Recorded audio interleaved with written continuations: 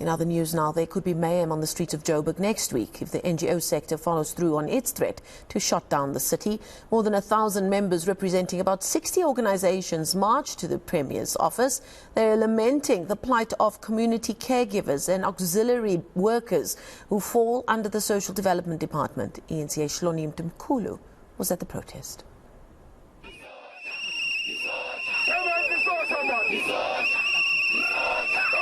Gauteng Premier Lesufi has until next week to respond to demands made by hundreds of workers from various NGOs around the province.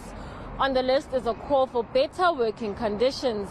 Some have been operating as contracted workers for more than 10 years, and among their demands is better pay and to be absorbed as permanent employees within the Department of Social Development structures. We demand that they give our workers their back pay. They give the organizations the money that is due to them so that they are able to pay back the workers. Some of those affected have not been paid since the end of March when their contracts ran out, but they've continued to work without pay as they await promises of employment from the province. For what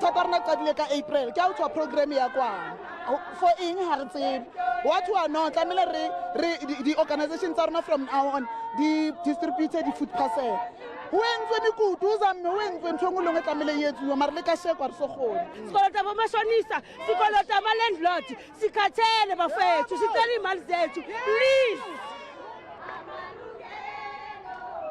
Protesters had initially given the Premier a week to respond, but that has been revised to Tuesday, with workers threatening a shutdown should their demands not be met.